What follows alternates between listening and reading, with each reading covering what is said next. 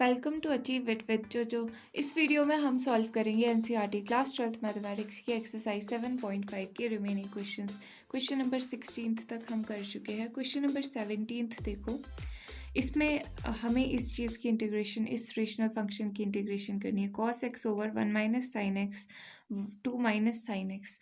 अब यहाँ पर हमने पहले ही लेट आई इक्वल टू, ये जो हमारा इंटीग्रेंड है इसमें हमने इंटीग्रेशन का साइन लगा दिया, ठीक है, मतलब इंटीग्रेट करने के लिए हमने ये लिख दिया यहाँ पे।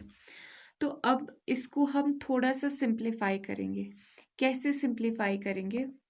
सी, यहाँ पर क्या है, साइन एक्स है, साइन एक्स है, ठीक है। साइन का डेरिवेटिव क्या होता है? कॉस होता है, ठीक है। तो साइन का डेरिवेटिव कॉस एक्स भी है यहाँ पर, ठीक है। तो मतलब हम साइन को अगर कुछ भी पुट कर दे वाई या टी, तो हमारा हमें ये थोड़ा सिंपल सा दिखेगा, ठीक है। तो पुट करते हैं साइन एक्स को टी, ठीक है। इसका मतलब क्या होगा? साइन एक्स का डेरिवेटिव, यहाँ देखो साइन एक्स को टी पुट कर रहे हैं ना, तो डिफ्रेंशिएटिंग बोथ साइड्स, यहाँ पे क्या आ जाएगा? कॉस एक्स, साथ में डी एक्स डी टी। तो कॉस एक्स डी एक्स क्या आ जाएगा? Cos X D X D T आ जाएगा, ठीक है। इन आई वी गेट, ठीक है, ये साइड रख लो। हमें यहाँ पर क्या मिलेगा? कॉस एक्स डी एक्स की जगह पूरा किसने ले ली? डी टी ने। एंड यहाँ पर साइन एक्स की जगह टी 2 माइनस टी। अब देखो, अब आपको समझ आएगा कि हमने क्यों किया। यहाँ पे आपको सिंप्लीफाइड दिख रहा है, ठीक है। अब ये एक हमारे पास प्रॉपर रेशनल फंक्शन आ चुका है, ठीक है। प्रॉपर रेशनल फंक्शन बिल्कुल है। यहाँ पे टी की पावर 0 है और यहाँ पे टी की पावर 2 हो जाएगी, टी इंटू टी, ठीक है। तो समझ रहे हो, मतलब ये प्रॉपर रेशनल फंक्शन हो गया क्योंकि यहाँ पर न्यूमरेटर में टी की पावर कम है डिनोमिनेटर के कंपैरिजन में। तो अब क्या करना है? अब हमें इसको सिंपलर रेशनल फंक्शन में कन्वर्ट करना है, ठीक है। ये तो थोड़ा कॉम्प्लेक्स सा लग रहा है, ठीक है। तो इसको सिंपलर रेशनल फंक्शन में कन्वर्ट करने के लिए हम पार्शियल फ्रैक्शन मेथड का यूज़ करते हैं, जो हम करते आ रहे हैं। तो लेट इंटीग्रैंड को ही कंसीडर करते हैं इसके लिए हम, ठीक है। Integrand 1 over 1 minus T 2 minus T. अब ये दोनों अलग अलग है ना डिनोमिनेटर, तो इसके लिए कौन सा होता है? ये वाला, plus B over 2 minus T. अब सिंप्लीफाई करना है इसको। Next step, 1 equal to A के डिनोमिनेटर को छोड़ के बाकी, प्लस बी 1 माइनस टी, ठीक है। अब इसको थोड़ा और सिंप्लीफाई कर लेते हैं, A T plus B minus B T. T वाले एक साथ साथ में कॉमन भी ले लेते हैं, minus A minus B common, plus 2a plus B. अब क्या करना है? Comparing the coefficients of T and constants on both side. So यहाँ पर कंपेयर करेंगे तो यहाँ पर टी का कोफिशिएंट तो 0 है, ठीक है। और यहाँ पर क्या है? माइनस ए माइनस बी, साथ में यहाँ पर कांस्टेंट, अब रिस्पेक्टिवली लिखा है ना, तो पहले टी का कोफिशिएंट देखा, अब कांस्टेंट्स 2a प्लस बी। अब सब्स्टिट्यूशन मेथड से यहाँ की ए और बी की वैल्यूज निकाल लेते हैं, फाइंड आउट कर लेते हैं। नेक्स्ट स्टेप यही होता है अपना। तो बी दूसरी तरफ चली जाएगा, तो बी की वैल्यू यहाँ पे माइनस ए आ गई, ठीक है। बी की वैल्यू पुट कर दे माइनस ए, ठीक है। बी की वैल्यू माइनस ए डाल दी यहाँ से, तो 2 माइनस 1 इज ए की वैल्यू आ गई 1, तो दोनों की वैल्यूज आ गई है। अब इन दोनों की वैल्यूज कहाँ पे डलती है? यहाँ पे बी की वैल्यू क्या आ जाएगी? माइनस ए था ना, माइनस ऑफ 1, ठीक है, माइनस 1 नहीं था, तो ये आ गया -1 बी की वैल्यू। इसको कर देते हैं हाईलाइट। सो ये बी की वैल्यू एंड ये ए की वैल्यू। अब इसको कौन सी इक्वेशन में पुट करेंगे? यहाँ पर इस इक्वेशन में, इक्वेशन 1 नाम दे देते हैं। Putting the value of A and B in equation. तो यहाँ पर देखो मैंने ये लिख दिया है, putting the values of A and B in equation 1 what we get is, equation 1 में मैंने ए और बी की जगह बाकी सब चीज़ें लिख दी है, और ए में क्या आएगा 1 एंड बी में -1, ठीक है, क्योंकि इनकी वैल्यूज हमने निकाल ली है, ए में 1 और बी में -1, ठीक है, माइनस यहाँ पे लिख दिया मैंने। तो अब इसकी इंटीग्रेशन बिल्कुल साफ साफ दिखाई दे रही है, ये हमारा बहुत ही सिंपलर रेशनल फंक्शंस में अब कन्वर्ट हो चुका है, हमारा काम यहाँ तक हो चुका है। तो अब क्या करना है, नेक्स्ट थिंग इंटीग्रेट करना है, integrating both sides with respect to T, what we get is ये चीज़, अब यहाँ पर 1 माइनस टी डी टी माइनस 1/2 माइनस टी डी टी। अब इसकी इंटीग्रेशन क्या होगी, आप बोलोगे log of mod of 1 minus T, लेकिन यहाँ पर बहुत केयरफुल रहना, ठीक है, एक मिनट में रफ पेज दिखाती हूँ। सी यहाँ पर मैं केयरफुल रहने को क्यों बोल रही हूँ, क्योंकि log of mod of 1 minus T होने के लिए यहाँ पर इसका डिफरेंशियल होना चाहिए, ठीक है, इस चीज़ का। तो आप बोलोगे कि इसका डिफरेंशियल तो 1 ही आएगा, नहीं 1 नहीं आएगा, इसका डिफरेंशिएशन -1 आएगा। देखो 1 का डिफरेंशिएशन क्या होता है, 1 का डिफरेंशिएशन इज 0, माइनस टी का differentiation with respect to T D T over D T -1 हो जाएगा, ठीक है। तो यहाँ पे -1 होना चाहिए, पर यहाँ पर तो सिर्फ 1 है, ठीक है, तो हम यहाँ पे माइनस ऐसे ले लें, ठीक है, माइनस बाहर माइनस माइनस प्लस हो जाएगा, ठीक है, तो माइनस ले लेते हैं, minus minus plus minus minus plus, ठीक है, बात वही रही, माइनस माइनस प्लस है, ठीक है, तो यहाँ पे हमने माइनस ले लिया। आप अगले स्टेप में भी ऐसे लिख सकते हो कि इसकी इंटीग्रेशन 1/1 माइनस टी की इंटीग्रेशन, अगले स्टेप में भी लिख सकते हो आप minus of log of 1 minus T. पर ये हर तरीके के क्वेश्चन में आप ये अप्लाई कर सकते हो। तो अब ये आ गया minus log of mod of 1 minus T. अब देखो यहाँ पे मैंने आपको वो भी चीज़ भी एक्सप्लेन कर दी, इसका reason. So log of mod of 2 minus T plus C साथ में। अब यहाँ पर लॉग की प्रॉपर्टी क्या होती है कि जो वाला लॉग टर्म माइनस में होता है वो डिनोमिनेटर में आता है, तो ये तो प्लस का है तो ये तो ऊपर ही रहेगा न्यूमरेटर में, और ये 1 माइनस टी डिनोमिनेटर में आ जाएगा, ठीक है। पर अभी यहाँ पर आंसर नहीं आया है, अभी हमारा जो ये इंटीग्रेशन आया ये टी में आया है, बट हमें क्वेश्चन किस में पूछा है, एक्स की टर्म्स में पूछा है। सो एक्स की टर्म हमने यहाँ पे ही साइन एक्स को टी से रिप्लेस कर दिया था, और यहाँ पर डी टी को किससे, कॉस एक्स डी एक्स को डी टी से कर दिया था, तो ये वापस पुट कर देंगे जब हम मतलब टी को रिप्लेस कर देंगे तो हमारे पास अपनी इंटीग्रेशन आ जाएगी, cos X D x over 1 minus sine x and 2 minus sine x, ठीक है। इसको 1 ही मत रहने देना, ये डी टी पूरा क्या था, डी टी यहाँ पर देखो कॉस एक्स डी एक्स था, ठीक है, ये वैसे भी क्वेश्चन से भी लिख सकते हो आप। अच्छा डी एक्स यहाँ पे लिख दिया है, लॉग ऑफ 2 माइनस टी क्या था, sine X over 1 minus sine X plus C. अब आया है ये हमारे पास आंसर। तो एक बार फिर से देख लो हमने क्या किया इस क्वेश्चन में। इस क्वेश्चन में हमने सबसे पहले तो इसको थोड़ा सा सिंप्लीफाई करके देखा। सिंप्लीफाई कैसे किया, सब्सटीट्यूट करके। साइन एक्स को हमने टी सब्सटीट्यूट कर दिया। हमने यहाँ पे देखा cos X D x derivative भी ऊपर प्रेजेंट ही है, तो हम इजीली इसको भी सब्सटीट्यूट कर सकते हैं। तो ये इसका डेरिवेटिव तो हमारे लिए आसान था, cos X D X D T था। तो ये सब चीज़ें हमने सब्सटीट्यूट कर दी, रिप्लेस कर दी, क्योंकि हमने ये सब्सटीट्यूशन मेथड में बहुत सीखा हुआ है कि हम डिनोमिनेटर को देख लेते हैं कि डिनोमिनेटर का डिफरेंशियल अगर यहाँ पे है तो हम बहुत इजीली सब्सटीट्यूट कर देते हैं चीज़ों को। तो उसके बाद हमने पार्शियल फ्रैक्शंस का यूज़ किया, क्योंकि हमारे पास रेशनल फंक्शन तो आ गया था, प्रॉपर रेशनल फंक्शन, बट ये सिंप्लीफाइड फॉर्म में नहीं था। तो इसको सिंप्लीफाई करने के लिए हमने इसका कॉरेस्पॉन्डिंग पार्शियल फ्रैक्शन फॉर्म लिखी पहले, फिर उसको सिंप्लीफाई किया, ठीक है। सिंप्लीफाई करने के बाद कंपेयर कर दिया। अब क्या कंपेयर किया, टी के कोफिशिएंट्स दोनों साइड, यहाँ पे तो जो कि था ही नहीं, 0 था, ठीक है, और कॉन्स्टेंट्स दोनों साइड के, ठीक है। वो जब कंपेयर कर दिया उसके बाद हमारे पास 2 वैल्यूज़ आ गई, ए की और बी की। मतलब इन दोनों को कंपेयर करने के बाद ऑब्वियसली 2 इक्वेशंस आई, उनको सॉल्व करने पे ए और बी की वैल्यू, और फिर वो वैल्यूज़ हमने यहाँ पर सब्स्टिट्यूट कर दी इक्वेशन, उस वाली इक्वेशन में जिसमें हमने ए और बी कंसीडर किया था, ठीक है।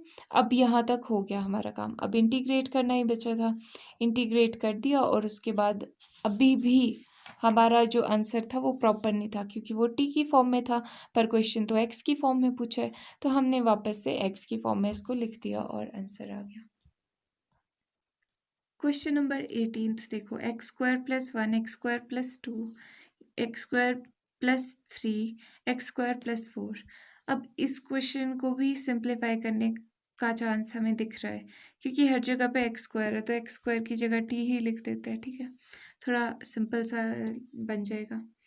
Put X square equal to T.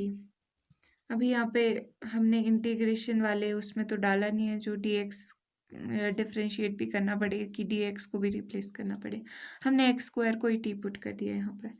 तो देयरफॉर ये चीज़ क्या बन गई, above expression become, in above expression ऐसे लिख लो,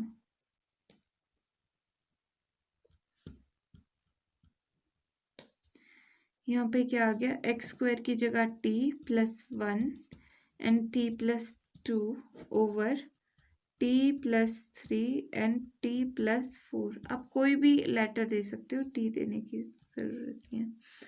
तो अब यहाँ पर इसको सिंप्लीफाई कर दे, T into T T square plus 2t plus 2 over T square plus 4t plus 3t plus 3 4 12, ठीक है। ये आ गया T square plus 3t plus 2 over T square plus 7t plus 12। अच्छा, अब यहाँ पर देखो, अब यहाँ पर सिचुएशन कैसी है, ये जो हमारे पास फंक्शन है ये प्रॉपर रेशनल फंक्शन नहीं है। क्यों नहीं है आप बताओ। यहाँ पे हाईएस्ट पावर t की कितनी है, 2 है, ठीक है, यहाँ पे कितनी है, 2 है, ये तो इक्वल नहीं हो गई, ठीक है। तो इक्वल तो नहीं चाहिए हमें, न्यूमरेटर में छोटी पावर चाहिए, तो पहले इसको क्या करना पड़ेगा, प्रॉपर रेशनल फंक्शन बनाना पड़ेगा। कैसे बनता है, लॉन्ग डिवीजन मेथड से बना लेते हैं हम आसानी से। तो ये जो है T square plus 7t plus 12 यहाँ पर लिख दिया, और क्या चीज़ है यहाँ पे न्यूमरेटर में, T square plus 3t plus 2, ठीक है। अब हमने बताया है कि क्या करते हैं हम इस चीज़ के लिए, हम ये चीज़ बनाने की कोशिश करते हैं। तो टी स्क्वायर तो यहाँ पे पहले से ही अवेलेबल है, तो 1 से ही मल्टीप्लाई कर लेते हैं, so that 1 into T square is T square, और यहाँ पे बाकी चीज़ें तो जो भी है वही रखते हैं। अब ये माइनस हो गया, T square minus T square 0, 3 minus 7t minus 4t, 2 minus 12 minus 10, ठीक है, और कुछ तो है नहीं। तो अब देयरफॉर ये चीज़ कैसे आ गई, ये चीज़ हम क्या लिख सकते हैं, T square plus 3t plus 2 over T square plus 7t plus 12, question plus reminder over divisor इसी फॉर्म में आता है ना। So question is 1 plus reminder is this thing minus 4t minus 10 over divisor is this T square plus 7t plus 12। अब देखो यहाँ पे t की पावर क्या है, 1 है, यहाँ पे t की हाईएस्ट पावर 2 है, तो 1 इज लेस देन 2, हमारा काम बन चुका है, ये अब प्रॉपर रेशनल फंक्शन बन चुका है, ठीक है। अब इसको हम सिंपलीफाई कर सकते हैं किससे, बाय पार्शियल फ्रैक्शन मेथड से, और सिंपलीफाई तो ये लिख लेते हैं, नाउ लेट करके, नाउ लेट, ये मैं लिख लेती हूँ एक्सप्रेशन, ये वाली एक्सप्रेशन लिख लेती हूँ। अब ये चीज़ लिख लिया, now let this expression is equals to, अभी भी इसको इस फॉर्म में हम लिखेंगे तो इसके कॉरेस्पॉन्डिंग पार्शियल फ्रैक्शन लिखना मुश्किल होगा, तो हमें ये जो डिनोमिनेटर है ये अपनी ओरिजिनल फॉर्म में ही लिख लेते हैं जैसे क्वेश्चन में दिया था। ये देखो, ये तो हमने यहाँ पे सिंप्लीफाई करने के लिए किया था ना, ऐसा t² + 7t + 12 है ना, यहाँ पे भी यहाँ से होकर आया था। तो ओरिजिनली तो ये था t + 3 t + 4, तो ये ओरिजिनल वाला वर्जन यहाँ पे लिख देते हैं हम, t + 3 एंड t + 4। अब इजीली लिख सकते हैं हम इसके कॉरेस्पॉन्डिंग पार्शियल फ्रैक्शन, है ना, अलग अलग है ये दोनों और क्वाड्रेटिक भी नहीं है, तो a/t + 3 + b/t + 4। ठीक है, अब इसको करना है सिंप्लीफाई। ठीक है, ये छोड़ दो, -4t - 10t = a के डिनोमिनेटर को छोड़ के बाकी डिनोमिनेटर, t + 4 + b के डिनोमिनेटर को छोड़ के बाकी। अब यहाँ से आगे सिंप्लीफाई करते हैं, आपको दिख भी रहा है, ओके। सो ये आ गया at + 4a + bt + 3b, ये आ गया।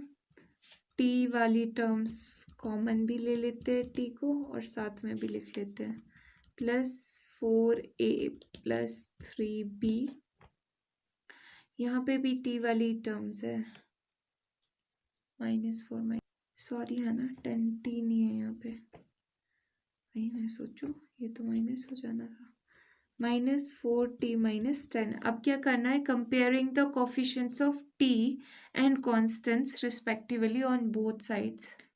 What we get is t को दोनों साइड, t के कोफिशिएंट को दोनों साइड कंपेयर करोगे तो यहाँ पे -4 और यहाँ पर a + b, यहाँ पर कांस्टेंट क्या है -10 और यहाँ पर 4a + 3b, राइट।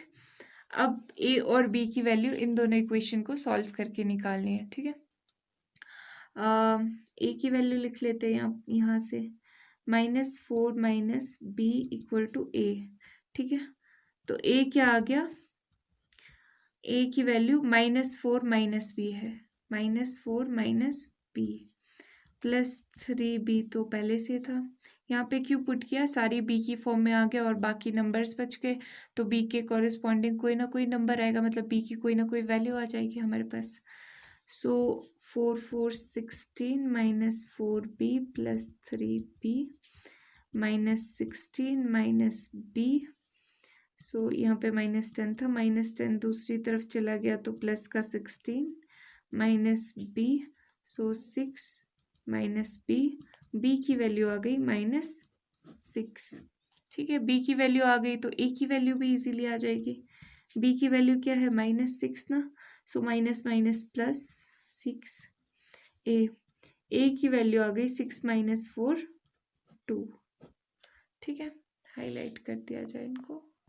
सो यहाँ पर मैंने ये हाईलाइट भी कर दिया, साथ में लिख दिया कि putting the value of a and b in equation 2 equation मैंने ये ले ली है। ठीक है, अब आप पूछोगे फर्स्ट इक्वेशन कौन सी है, रुक जाओ ज़रा, ये देखो, ये वाली इक्वेशन को हमने फर्स्ट मान लिया है, क्यों, क्योंकि इसी का ये जो पार्ट है, इस पर्टिकुलर पार्ट की सिंप्लीफिकेशन की है ना हमने आगे जाके, तो ये वाली फर्स्ट मान लेते हैं क्योंकि ये भी आगे यूज़ होगी, और ये सेकंड मान ली। इसमें a और b की वैल्यूज पुट करके हमारे पास ये आया, a की वैल्यू 2 और b की वैल्यू -6। ठीक है, अब इसकी वैल्यू तो आ गई, तो इसकी वैल्यू यहाँ पर पुट करते, यहाँ पर ये चीज़। ठीक है, तो यहाँ पर पुट कर लेते हैं, सब्स्टिट्यूटिंग इक्वेशन, इसको 3 दे दो, equation 3 in 1, what we get is, तो यहाँ पे लेफ्ट हैंड साइड मैंने लिख दिया है, राइट हैंड साइड में क्या है 1 प्लस ये चीज़। आपको ये चीज़ समझ तो आ रही है ना, हम इसमें क्यों सब्स्टिट्यूट करें, क्योंकि हमें इस चीज़ को सिंप्लीफाई करना था। अब सिंप्लीफाई हमने किससे किया, पार्शियल फ्रैक्शन फॉर्म से। अब जब सिंप्लीफाई हो चुका है तो अब हम वापस इसी में डाल देते हैं, सो दैट आगे की फर्दर प्रोसीडिंग्स कर पाए। 1 प्लस इसकी वैल्यू ये चीज़ थी, ये वैल्यू यहाँ पे लिख लेते हैं, 2/t + 3 - 6/t + 4। अब नेक्स्ट स्टेप हमारा क्या होगा, यहाँ पर t की जगह पर t टी तो हमारे पास क्वेश्चन तो एक्स की फॉर्म में है, तो टी को एक्स की फॉर्म में हम वापस डाल देते इंटीग्रेट करने से पहले ही, क्योंकि हमने जब हमने ये टी लिया था तो हमने इंटीग्रेशन तो कंसीडर नहीं की थी। यहाँ पे देखो, यहाँ पर हमने कोई इंटीग्रेशन पहले कंसीडर नहीं की हुई है, तो हम पहले इसको इंटीग्रेट करने से पहले टी को वापस से एक्स स्क्वायर पुट कर देते, ठीक है, और देखते हैं क्या आता है। तो ये वाली साइड, तो ये वाली जो लेफ्ट हैंड साइड है वो तो यहीं से आई है, ठीक है, और ये किससे बना है, इससे ही बना है, तो लेफ्ट हैंड साइड तो यही है। राइट हैंड साइड में एक्स स्क्वायर पुट करके देखते हैं। हियर ये लेफ्ट हैंड साइड लिख दिए, 1 + 2 ओवर टी की जगह पे x square plus 3 minus 6 over x square plus 4, ठीक है। तो ये हमारे पास आ चुका है सॉर्टेड। अब नेक्स्ट काम क्या है, इंटीग्रेशन का काम। इंटीग्रेट करना पड़ेगा, integrating both sides with respect to X. ये हमारे पास करना क्यों ज़रूरी था, क्योंकि हमें इसको सिंपलर फॉर्म में करना था, ठीक है। तो ये यहाँ पर ये लेफ्ट हैंड साइड बन गई, एंड यहाँ पर dx 1 dx जो भी बोलो, 2 is a constant, x square plus 3 dx minus 6।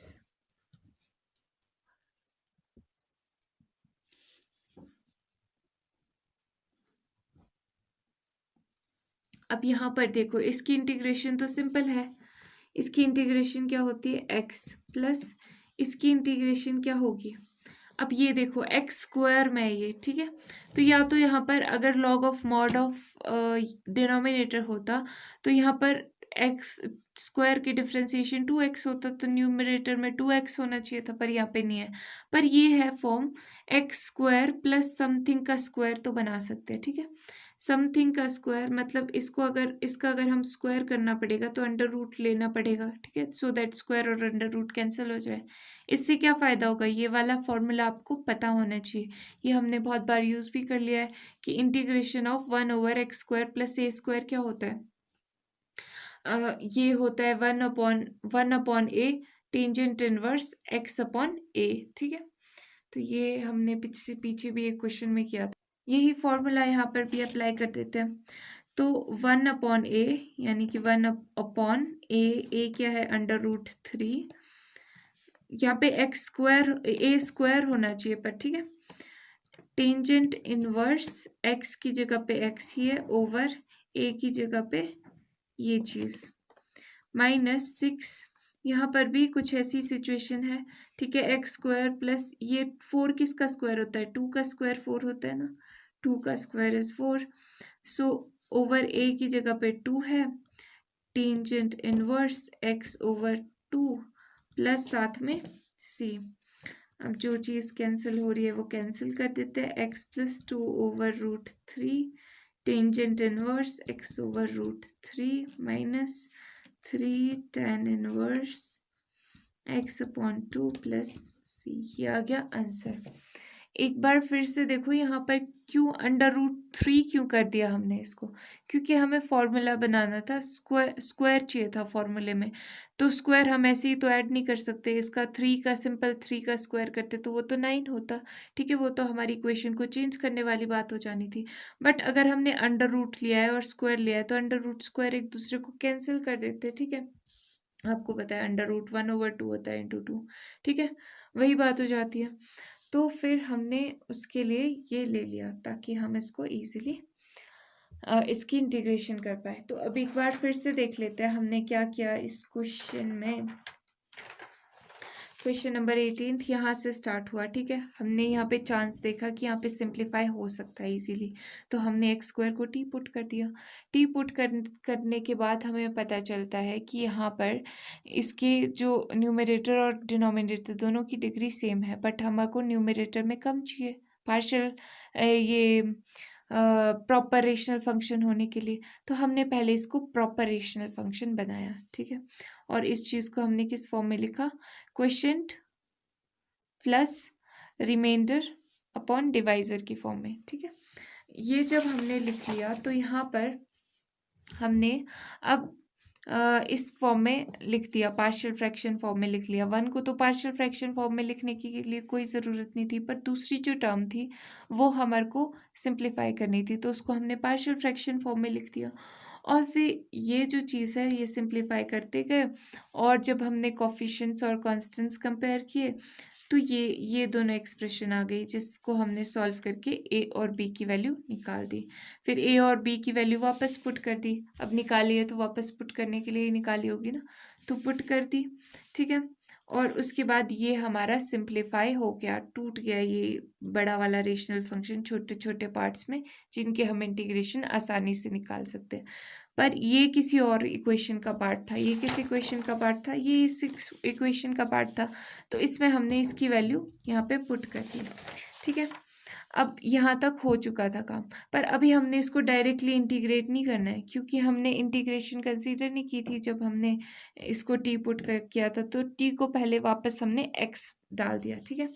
तो यहाँ पे टी को हमने वापस एक्स रीसब्स्टिट्यूट कर दिया, यहाँ पे आप लिख भी सकते हो resubstituting T equal to X, ठीक है। तो हमने वो रीसब्स्टिट्यूट कर दिया, वापस डाल दिया, और उसके बाद इंटीग्रेट किया, फिर इंटीग्रेट करके ये आया आंसर। अब क्वेश्चन नंबर 19 देखो, ये जो भी क्वेश्चंस है ना इस वीडियो की, काफ़ी ज़्यादा इम्पॉर्टेंट है, तो इनको अच्छे से प्रिपेयर कर लेना, क्योंकि इनमें सब्स्टिट्यूशन भी यूज़ हो रही है, इनमें पार्शियल फ्रैक्शंस भी यूज़ हो रहे हैं, इनमें थोड़ा बहुत ध्यान भी रखा जा रहा है, ठीक है। तो बहुत चीज़ों का मिक्सचर है। अब ये देखो, ये let I is equals to, अब हमने यहाँ पे पहले ही लेट आई कर लिया, मतलब पहले ही इंटीग्रेट करने के लिए हमने इसको ले लिया। क्यों? क्योंकि हम यहाँ पे एक चांस देख रहे हैं कि एक्स स्क्वायर को अगर हम कुछ भी, अब एक्स स्क्वायर को हम सिंप्लीफाई तो करने ही वाले हैं, मतलब एक्स स्क्वायर है तो हम कुछ ना कुछ तो सब्सटीट्यूट करेंगे, तो टी सब्सटीट्यूट करेंगे मान लो, तो एक्स स्क्वायर की जो डिफ्रेंसिएशन होगी, क्या होती है एक्स स्क्वायर की डिफ्रेंसिएशन? 2x, तो 2x dx यहाँ पे दिख रहा है, ठीक है। तो ये भी इजीली सब्सटीट्यूट हो जाएगा चीज़ें। तो हम क्या कर लेते हैं, put X square is equals to T, this simplifies X square को अगर हमने टी पुट कर दिया तो इसका डिफ्रेंसिएशन 2x dx क्या हो जाएगा, dt। तो यहाँ पे ये लिख लेते हैं, this simplifies 2x dx is equals to dt in equation 1 we get, ठीक है। हमें क्या मिलेगा, i equal to 2x dx क्या चीज़ से रिप्लेस हो गया, dt, ठीक है। तो यहाँ पे कुछ नहीं बचा, x square plus 1, x square की जगह t है प्लस 1 एंड t प्लस 3। अब ये देखो, अब तो यहाँ पे साफ साफ आपको दिख रहा है कि क्या partial fraction, equivalent partial fraction आएगा और उसको सिंप्लीफाई कर देंगे, सारी प्रोसेसेस आपके माइंड में चल पड़ी है, ठीक है। अब उन प्रोसेसेस को हमने बस लिखना है। तो लेट इंटीग्रेंड, ये जो इंटीग्रेंड है हमारे पास 1/t+1 and t+3 equal to a over, क्योंकि अलग अलग डिनोमिनेटर्स है, t+1 plus b over t+3। Simplify करने के लिए भी ये इजी है, डिनोमिनेटर्स अलग है, t+1, so 1 equal to at+3a plus bt plus b। So यहाँ पे at bt a plus b t plus 3a plus b। अब क्या करना है, comparing the coefficients of t and constants respectively on both sides, what we will get is, जो हमें मिलेगा वो मैं लिख रही हूँ। t का कोफिशिएंट इस साइड को तो 0 है, तो 0 equal to a plus B, इस साइड को 1 है, so 1 equal to 3a plus B. अब यहाँ से a की वैल्यू क्या आ जाएगी, माइनस बी, तो a की वैल्यू माइनस बी डाल देते हैं, माइनस बी, a की जगह पे माइनस बी डाल दिया, प्लस बी, सो ये आ गया -2b। तो b की वैल्यू यहाँ से क्या आ गई, -1/2, a माइनस बी था तो माइनस माइनस कॉट प्लस 1/2 आ गई a की वैल्यू, दोनों की वैल्यू हमारे पास आ गई। यहाँ पे आप देख लो,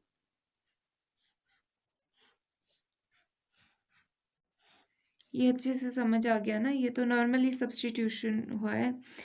बी को दूसरी तरफ ले गए तो माइनस बी, अब ये माइनस बी यहाँ पर पुट कर दिया ताकि सब कुछ बी में आ जाए, तो यहाँ पे सब कुछ बी में आ गया, तो -2 दूसरी तरफ ले जाके 2 नीचे आ जाएगा, सो ये आ गया बी। अब ए और बी की जो वैल्यूज निकाली है वो इस इक्वेशन में पुट कर देते हैं। Putting the values of A and B in equation 1 we get, तो ये putting the values of equation लिख ही लेती हूँ। तो ये इक्वेशन 1 में, ये वाली इक्वेशन में जब डालेंगे तो ए और बी की जगह क्या आ जाएगा, 1/2 है ए की जगह और -1/2 बी की जगह। ए की जगह 1/2 और बी की जगह -1/2। नेक्स्ट स्टेप क्या होगा, इंटीग्रेटिंग। अब इसमें हम बाद में करेंगे इंटीग्रेट, क्योंकि हमने इंटीग्रेशन वाले उसमें ही कंसीडर किया था ना टी, तो पहले हम इंटीग्रेट कर देंगे। Integrating both sides with respect to t. Okay, इस वीडियो में मैं थोड़ा फास्ट कराने की कोशिश कर रही हूँ, देखते हैं ये कोशिश कितनी हद तक सफल होती है। t+1 dt -1/2 is a constant, t+3 dt, ये तो सिंपल है, इसकी integration log of mod of t+1, कोई माइनस साइन का भी झंझट नहीं है इसमें, तो t+3 प्लस साथ में c, अब वापस रीसब्स्टिट्यूट कर दें t को, देयरफॉर t की जगह पे क्या था, x² था आई थिंक, है ना, x², हाँ x² पुट कर देते हैं, x² + 1 x² + 3 और साथ में ये dt क्या था, 2x dx, यही था ना, यही होगा, log of mod of x² + 1 -1/2 log of, अच्छा यहाँ पे 1/2 कॉमन भी तो आ रहा है, इसको कॉमन भी ले लेते हैं, 1/2 कॉमन आ रहा है, तो ये वाली चीज़ ये प्लस की है और ये माइनस की है, तो ये न्यूमरेटर में आएगी x² + 1 और ये आ जाएगी डिनोमिनेटर में +c, और ये आ गया हमारा आंसर। तो एक बार फिर से देख लेते हैं क्या क्या है इस क्वेश्चन में। छोटा सा क्वेश्चन था, अच्छा क्वेश्चन था। यहाँ पर हमने स्टार्टिंग में ही x² को t पुट कर दिया, पहले इंटीग्रेशन ऑफ कॉस्ट ले लिया, कंसीडर कर लिया, क्योंकि यहाँ पे हमने चांस देखा सब्स्टिट्यूशन का, 2x dx को भी हम इजीली सब्स्टिट्यूट कर सकते हैं, तो हमने ये चीज़ कर ली, तो ये बहुत सिंप्लीफाइड जैसी फॉर्म आ गई। अब इसके बाद तो simple partial fraction, corresponding partial fraction लिखते हैं, क्योंकि वैसे भी प्रॉपर रेशनल फंक्शन था, पार्शियल फ्रैक्शन लिख दिया, उसके बाद कंपेयर कर दिए टी के कोफिशिएंट्स और कॉन्स्टेंट्स को, ठीक है। कंपेयर करने के बाद इन दोनों इक्वेशन को बाय सब्स्टिट्यूशन मेथड हमने सॉल्व किया, आप बाय एलिमिनेशन मेथड कर सकते हो, किसी और मेथड से भी कर सकते हो, ठीक है। फिर ए एंड बी की वैल्यूज हमने वापस पुट कर दी। अब इससे क्या हुआ, हमारी पास प्रॉपर ये चीज़ सिंप्लीफाइड फॉर्म में आ गई, ठीक है, विदाउट एनी कॉन्स्टेंट्स, ठीक है। ये हर जगह पे लिखते रहना, where a and b are constants to be determined, ठीक है। यहाँ पे जैसे इस लाइन के बाद आपको डिफाइन भी तो करना पड़ेगा कि ए और बी क्या है, ठीक है, पता तो सबको ही होता है बट लिखना पड़ता है। अच्छा, यहाँ पर उसके बाद हमने इंटीग्रेट कर दिया, इंटीग्रेट करने के बाद हमारे पास ये चीज़ आ गई, उसके बाद ये अभी टी में था आंसर, ठीक है, तो ये प्रॉपर आंसर नहीं था, क्योंकि क्वेश्चन तो एक्स में पूछा है, तो टी में आंसर देने का क्या मतलब है, तो हमने एक्स को वापस सब्स्टिट्यूट कर दिया, टी में एक्स की वैल्यू, मतलब टी की वैल्यू x² हमने यहाँ पे पुट कर दी और हमारे पास आंसर आ गया। अब क्वेश्चन नंबर 20 देखो, 20 में 1/x(x⁴ -1), इसमें भी हमने इंटीग्रेशन पहले कंसीडर कर ली। अब सब्स्टिट्यूशन तो होगी इसको सिंपल करने के लिए, पर यहाँ पर आप सोच रहे होंगे कि इंटीग्रेशन क्यों लिया, यहाँ पर तो 1 है, अगर हम x⁴ को t भी पुट कर देते हैं तो 1 यहाँ पर 4x³ आएगा, तो हमने यहाँ पे इंटीग्रेशन क्यों ले ली पहले। अब यहाँ पर देखो, लॉजिक समझो, x⁴ की जो इंटीग्रेशन डिफ्रेंसिएशन है वो क्या आएगी, 4x³ dx, मान लो हमने इसको t पुट कर दिया है, ठीक है, तो 4x का क्यूब dx dt हो जाएगा, ठीक है। तो 4x का क्यूब तो यहाँ पर है नहीं, पर अगर हम 4x का क्यूब यहाँ पे लिख दें, कैसे लिखेंगे? यहाँ पर अगर हम इसको लिख देंगे तो डिवाइड भी करना पड़ेगा 4x के क्यूब से, तो x का क्यूब इंटू एक्स भी x टू द पावर 4 बन जाएगा, ठीक है। x का cube into x to the power 4 बनेगा ना, बेस सेम है, पावर ऐड हो जाएगी, 3 + 1 4 हो जाएगा, ठीक है। तो यहाँ पे भी x टू द पावर 4 आ जाएगा, तो हम इसको भी t लिख सकते हैं। पूरी तरह से x एलिमिनेट और वो टी की फॉर्म में कन्वर्ट हो जाएगा, तो हमारे लिए ये प्रॉफिटेबल चीज़ है। तो हम यही करने वाले हैं। क्या करते हैं, पुट करते हैं x to the power 4 equal to T. This implies x to the power 4 को अगर t पुट कर दिया तो dx का क्या होगा, ये चीज़ 4x का cube dx equal to dt हो जाएगा, ठीक है। 4x का क्यूब dx क्या आ जाएगा, dt। या फिर हम ऐसे भी लिख सकते हैं कि dx will be equal to, पर यहाँ पे ये ठीक है, रहने दो इसको। यहाँ पे पहले ये कर लेते, 4x का क्यूब भी तो चाहिए हमारे को यहाँ पर, तो 4x के क्यूब से हमने यहाँ पे मल्टीप्लाई कर दिया, साथ में 4x के क्यूब से यहाँ पे डिवाइड भी कर दिया, x to the power 4 minus 1। फिर यहाँ पे बेस सेम है तो पावर क्या हो जानी है, ऐड। ये भी हम यहीं पे कर लेते हैं, 4x का cube over 4x to the power 4 x to the power 4 minus 1, साथ में dx। ये है हमारे पास रफ काम, रफ। हाँ, तो अभी हमने ये पुट कर लिया, तो क्या हो जाएगा, 4x का क्यूब dx, ये बन गया dt ओवर 4, तो ऐसे का ऐसा ही रहेगा, x to the power 4 t और x टू द पावर 4 ये आ गया t माइनस 1। इसको थोड़ा सा सॉर्टेड जैसे लिख लेते हैं, 1/4 तो कांस्टेंट है, 1 over t into t minus 1 dt। अब यहाँ पर देखो, ये बिल्कुल अच्छे से प्रॉपर रेशनल फंक्शन है, ठीक है। ये जो इंटीग्रैंड है प्रॉपर रेशनल फंक्शन है, और इसको हम इजीली दो पार्ट्स में ब्रेक भी कर सकते हैं बाय पार्शियल डिफरेंशियल बोल रही हूँ, सॉरी, पार्शियल फ्रैक्शन मेथड, ठीक है। सो पार्शियल फ्रैक्शन मेथड से हम इसको डिकम्पोज भी कर सकते हैं। तो now let integrand 1 over t into t minus 1 equal to, क्योंकि डिनोमिनेटर अलग अलग है, this plus B over t minus 1।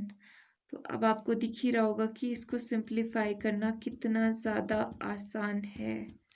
यहाँ पे ये जो ये वीडियो पहली बार देख रहे हैं उनको बता दूँ ये क्या चीज़ होती है, ये एलसीएम, ये यहाँ पर एलसीएम लिया जाता है, ठीक है।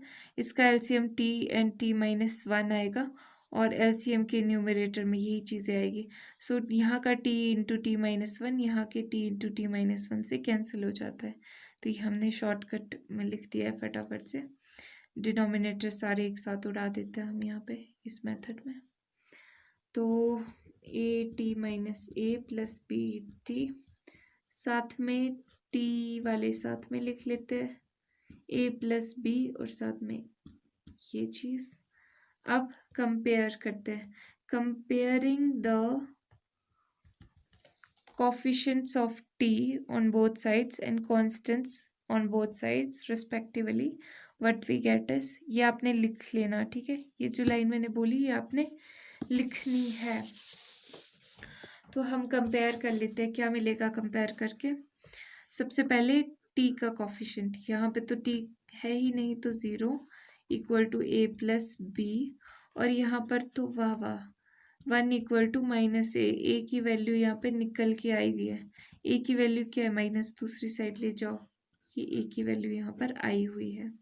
ए की वैल्यू है तो बी की वैल्यू भी, ए में यहाँ पे वैल्यू -1 पुट कर दी, बी की वैल्यू निकल जाएगी, ये -1 दूसरी साइड जाके +1 हो गया। सो बी की वैल्यू भी हमारे पास आ गई है। तो अब ए और बी की वैल्यू पुट कर दे, कौन सी इक्वेशन में पुट करेंगे, ढूंढिए इक्वेशन, ये इक्वेशन है इक्वेशन 1 में। तो लिख दो putting the values of equation, putting values of A and B in equation 1, इसमें हम पुट कर लेते हैं t into t minus one equal to a minus one over t plus b one over t minus one. ठीक है, अब integrate कर लेते हैं, क्योंकि हमने इंटीग्रेशन के बाद ही यहाँ पर ये पुट किया है, तो पहले इंटीग्रेट कर लेते हैं फिर बाकी चीज़ें करेंगे। Integrating both sides with respect to t, यहीं पे कर लेते हैं इसी स्टेप में।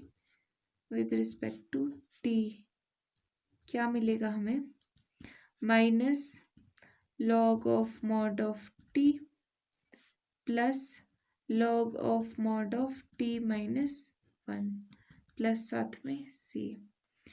तो ये चीज़ हम log of mod of minus वाला डिनोमिनेटर में आ जाएगा और प्लस वाला ऊपर रहेगा, प्लस ये प्लस लॉग के साथ जिसमें प्लस है। ठीक है, टी प्लस सी, लॉग की प्रॉपर्टी। अब यहाँ पर टी में आ चुका है हमारा आंसर, बट हमें चाहिए किस में, एक्स में। तो टी क्या था, टी था ये x to the power 4।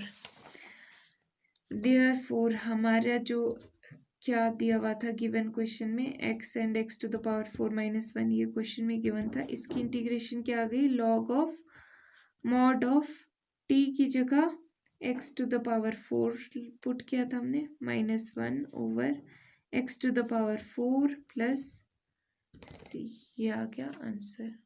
But wait a minute, एक चीज़ इसमें रह गई है, वो है 1/4 लिखना। यहाँ पर देखो, यहाँ पे इंटीग्रेशन में आई क्या था, 1/4 था ना, इसको तो हमने सिंप्लीफाई किया इंटीग्रेंड को, तो यहाँ पे इंटीग्रेशन के टाइम पे आपको 1/4 भी लेना है। ठीक है, मल्टीप्लाइंग बाय 1/4 भी होगा, तो यहाँ पे भी दोनों साइड 1/4 आएगा एंड यहाँ पे भी 1/4 आएगा। ये सी के बाहर 1/4 एंड 1/4। ठीक है, तो ये आएगा answer. Sorry for the mistake, यहाँ पे 1/4 भी आएगा। क्यों, क्योंकि आई यहाँ पर ये चीज़ आई है हमारे पास टी के साथ, 1/4 भी तो आएगा। ठीक है, तो यहाँ पे 1/4 भी लिख लेना, यही चीज़ है हमारी आई। ओके, सो एक बार फिर से देख लेते हैं क्या क्या है हमने इस क्वेश्चन में। Let I is equals to this thing, I हमने ये चीज़ इसकी इंटीग्रेशन ले ली। ठीक है, इसको हमने आई नाम दे दिया, इंटीग्रल। तो अब हमने क्या किया कि x टू द पावर 4 को हमने t रिप्लेस करना था, तो x टू द पावर 4 का जो डिफरेंशियल था वो भी हमारे काम का था। तो हमने ये चीज़ पहले न्यूमरेटर में लाने के लिए इससे मल्टीप्लाई भी कर दिया, इससे डिवाइड भी कर दिया।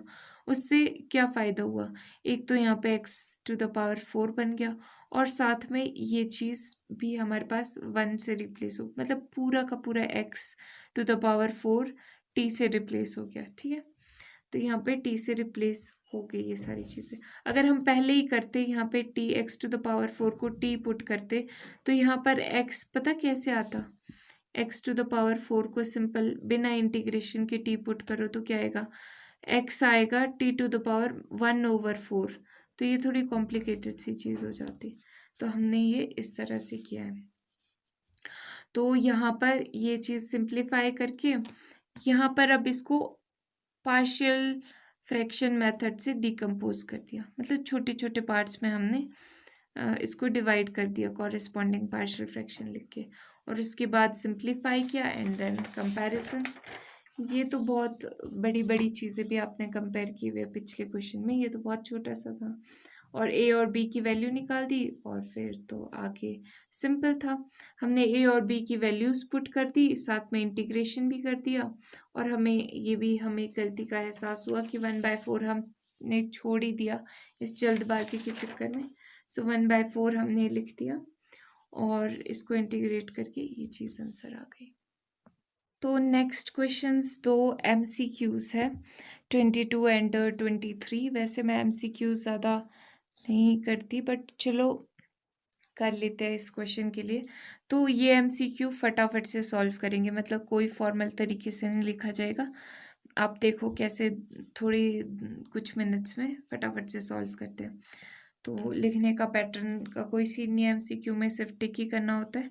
तो हम यहाँ पर देखते हैं। अब यहाँ पर क्या चीज़ दिख रही है? सबसे पहले ये चीज़ दिख रही है कि ये प्रॉपर रेशनल फंक्शन है, और यहाँ पर ये चीज़ हमको इजीली दिखाई दे रहा है कि इसको हम पार्शियल फ्रैक्शन से डिकम्पोज कर सकते हैं, मतलब छोटे छोटे पार्ट्स में लिख सकते हैं। तो फटाफट से हमने बिना टाइम वेस्ट किए, क्योंकि ये एमसीक्यू है तो कुछ नहीं लिखा, फटाफट से हमने रफ पे ये काम किया है। x-2 प्लस बी x-1, साथ में कंपेयर भी हमने यहीं पे अगले स्टेप में कर दिया, क्योंकि हमें यहाँ पे दिख रहा है कि x का यहाँ पे 1 है, ठीक है, और यहाँ पर क्या है, a है, और यहाँ पर b है, x कॉमन, ठीक है, प्लस नहीं, ठीक है। अब यहाँ पर क्या चीज़ है, यहाँ पे 0 है, और यहाँ पर क्या चीज़ है, -2a है एंड -1b है, मतलब -b है, ठीक है। तो अब ये x का कोफिशिएंट था, ठीक है, x का कोफिशिएंट a + 1, a की वैल्यू यहाँ से निकाल दो तो 1 - b आ गई, 1 - b।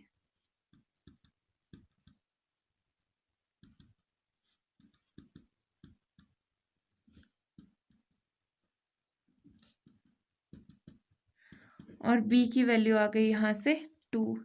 देख रहे हो फास्ट फास्ट हो रही है ये सारी चीज़ें, आप इसको स्लो खुद से कर सकते हो। तो यहाँ पर ये वैल्यूज़ यहाँ पे पुट कर देते हैं a और b की वापस से। तो इसको मैं अपना टाइम बचाने के लिए i लिख देती हूँ, पर चलो कोई बात नहीं, पूरा ही लिख देते हैं। a है 1 - b, यानी -1 -1/x-1 plus 2/x-2 dx integrate करना है, क्योंकि आपको ये सारी बातें समझ आ रही होगी। अगर आप इस क्वेश्चन तक पहुँचे हो तो ये सब चीज़ें मुझे समझाने की ज़रूरत नहीं है। तो ये देख लो, पर ऐसे में ही आंसर दिया हुआ, देखना है तो रुको, नहीं, प्रॉपर्टी यूज़ की हुई है। तो लॉग से पहले जो चीज़ होती है उसको हम स्क्वायर में लिख सकते हैं, राइट। x-2 का स्क्वायर, एक ये चीज़ हो गई। साथ में जो माइनस होता है, लॉग के साथ अगर माइनस लगा होता है तो वो डिनोमिनेटर में आता है प्लस वाले लॉग के। तो ये चीज़ आएगी आंसर आपकी। तो ये आई थिंक ऑप्शन बी में है मेरी बुक में, हाँ बी में, आप देख लेना अपनी बुक में। तो ये फटाफट से किया है, एक बार मैं बता भी देती हूँ क्या क्या किया है। यहाँ पे सबसे पहले इसका कॉरेस्पॉन्डिंग पार्शियल फ्रैक्शन फॉर्म लिखा है, फिर इसको सिंप्लीफाई किया है, देन कंपेयर किया एक्स के कोफिशिएंट्स और कांस्टेंट्स को, और फिर ए और बी की वैल्यू निकल गई है। सारी के सारे क्वेश्चन ना वैसे इतने से हाफ पेज में हो जाते हैं, पर लिखना पड़ता है सारी चीज़ें, तो प्रैक्टिस भी तभी होती है आपको इस स्टेप तक आते आते कि हाफ या इतने से पेज में आप कर सको, बहुत प्रैक्टिस लगती है, ठीक है। क्वेश्चन नंबर 23 करते हैं। नाउ क्वेश्चन नंबर 23 में इस चीज़ का इंटीग्रेशन करना है। अब यहाँ पर एक्स स्क्वायर है, मतलब सब्स्टिट्यूशन का कुछ हो सकता है। तो एक्स स्क्वायर को टी पुट कर दें तो 2x dx आ जाएगा dt, पर 2x तो यहाँ पर है नहीं, तो 2x से मल्टीप्लाई कर देते हैं, 2x से डिवाइड कर देते हैं। इससे हमारे पास क्या प्रॉफिट हुआ, 2x ओवर 2x का square, x into x, x का square, x into x, x का स्क्वायर, बेस सेम है तो पावर 1 + 1 वो ऐड हो जाती है, ठीक है। तो 2x का square, x square plus 1 dx। अब ठीक है, अब इसको हमने क्या किया, t पुट किया x स्क्वायर को, और साथ में ये 2x dx क्या हो गया, dt हो गया। ये तो dt हो गया और ये 2 बाहर लिख देती हूँ, ठीक है, 1/2 एक्स स्क्वायर t डाल दिया था हमने एंड t+1, ठीक है। अब ये वही फॉर्म बन गई, तो 1/t इंटू t+1 की सिंप्लीफिकेशन तो हमने यहीं पे की थी कहीं, 1/t, अच्छा -1 की थी, चलो +1 की भी कर देते हैं। तो अब इस चीज़ की हमें करनी है और सिंप्लीफिकेशन, a/t प्लस b/t+1, इस चीज़ की करनी है सिंप्लीफिकेशन।